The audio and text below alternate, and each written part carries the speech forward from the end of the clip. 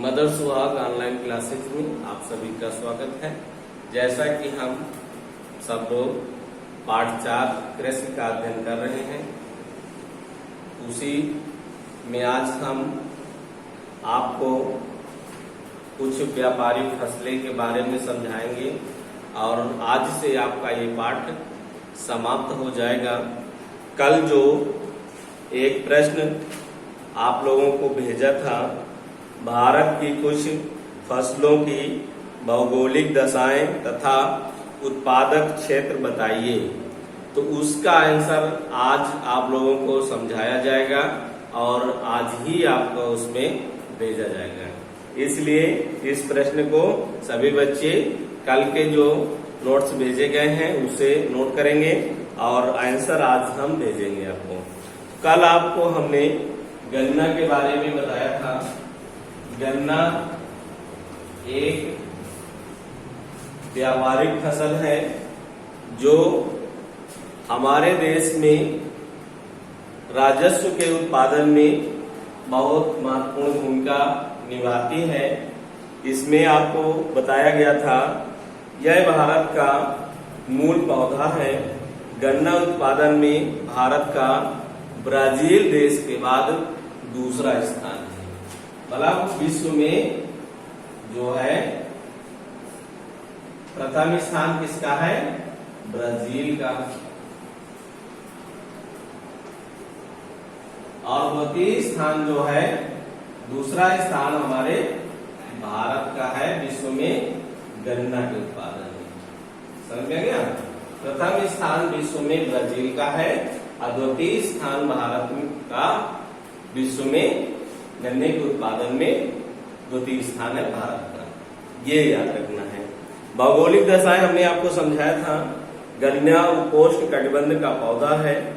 इसके लिए 21 अंश सेंटीग्रेड से 27 अंश सेंटीग्रेड तापमान तथा 60 से 100 सेंटीमीटर वर्षा की आवश्यकता पड़ती है और इसमें दोमट मिट्टी, इसके उत्पादन के लिए दोमट मिट्टी तथा अधिक श्रमिक की आवश्यकता पड़ती है। इसमें प्रमुख मिट्टी जो है दोमट मिट्टी सबसे महत्वपूर्ण मानी जाती है। इसके उत्पादक क्षेत्र के बारे में आपको समझाए थे हमने। उत्तर प्रदेश, महाराष्ट्र, कर्नाटक, तमिलनाडु, आंध्र प्रदेश, बिहार, पंजाब और हरियाणा गन्ने के प्रमुख उत्पादक राज्य हैं। इसके बाद आप लोगों को हमने बताया था कपास।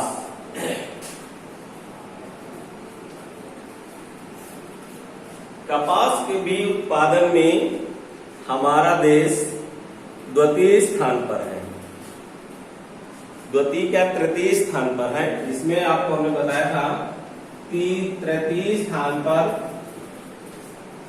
भारत है। विश्व में कपास उत्पादन में तीसरे नंबर पर हमारा देश है। भारत को कपास के पौधे का मूल स्थान माना जाता है। यानी कपास के पौधे का जो उत्पन्न हुआ है, इसका पूरा दायित्व तो हमारे ही देश का देन है, जिससे कपास की खेती संभव हो सके। तो इसमें सूती कपड़ा उद्योग में कपास एक मुख्य कच्चा माल है। सूती कपड़े जो बनते हैं उसमें कपास की ही मेन महत्वपूर्ण कच्चा माल के रूप में प्रयोग किया जाता है। और इसमें भारत का विश्व में आप बता ही दिया है कि तीसरा स्थान है इसके उत्पादन में। भौगोलिक दशा इसकी कपास उष्णकटिबंधीय का पौधा है। इसके लिए 20 अंश सेंटीग्रेड से 30 अंश सेंटीग्रेड तापमान, 60 सेंटीमीटर से 100 सेंटीमीटर वर्षा तथा प्रमुख रूप से इसमें काली मिट्टी।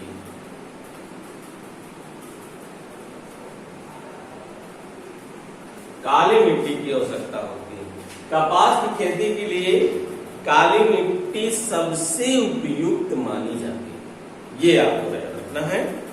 तथा इसमें भी सस्ते श्रमिकों की आवश्यकता पड़ती है, क्योंकि जब ये इसकी फसल तैयार होती है तो इसके फूल जब फटते हैं और वही चुने जाते हैं जो कॉटन के रूप में होते हैं, तो उसके लिए अधिक से अधिक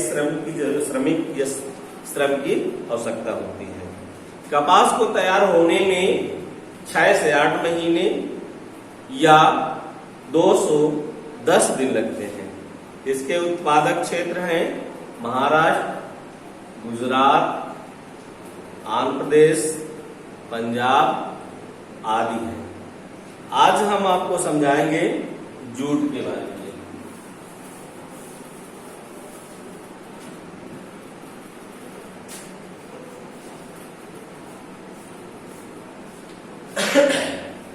जूट भी ये आपकी क्या है, व्यापारिक फसल है।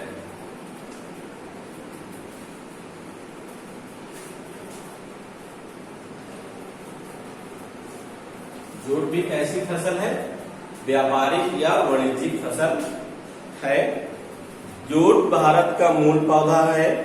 भारत विश्व का 40% जूट उत्पन्न करता है। जूट का जो उत्पादन है 40% उत्पादन भारत में होता है। कहाँ होता है, भारत में। पूरे विश्व का, ये विश्व की बात कर रहा है, पूरे विश्व में 40% का उत्पादन भारत में होता है। क्लियर। जूट को सोने का रेशा या सुनहरा रेशा कहा जाता है। इसमें आपको याद रखना है, ये बहुत ही इंपॉर्टेंट पॉइंट है कि जूट को सोने का रेशा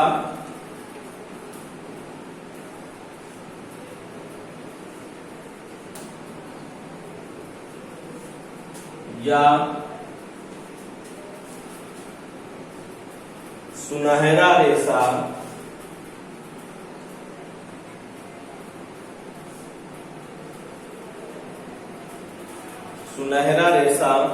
कहा जाता है। यानी जूट का ये दूसरा नाम है, सोने का रेशा या सुनहरा रेशा कहा जाता है। भौगोलिक दशाएं जूट के बारे में देख लीजिए।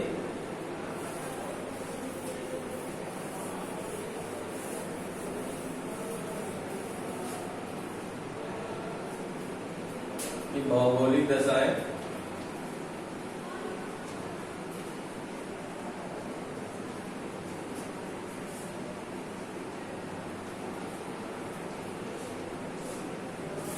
दशाएं में है।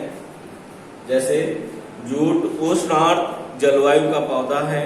इसके लिए 25 से 30 सेंटीग्रेड, इसके लिए 25 से 30 सेंटीग्रेड तापमान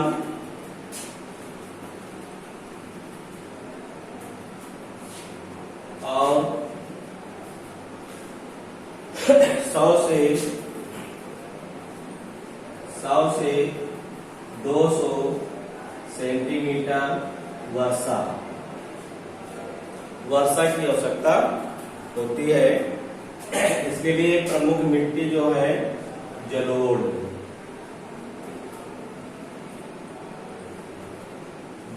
मिट्टी।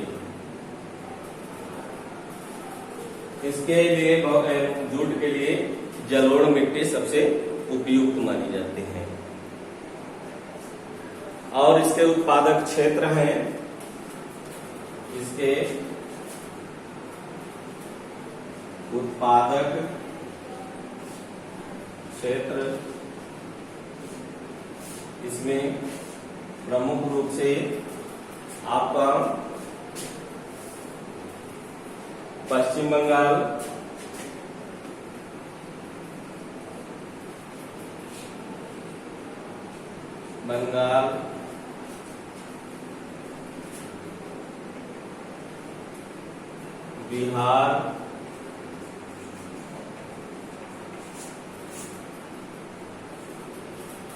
बिहार, असम,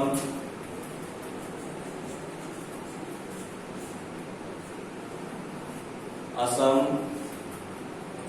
उड़ीसा,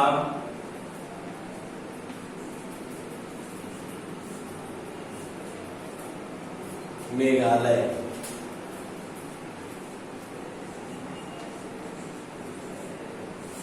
मेघालय ये आपके जूट के उत्पादन के क्षेत्र हैं।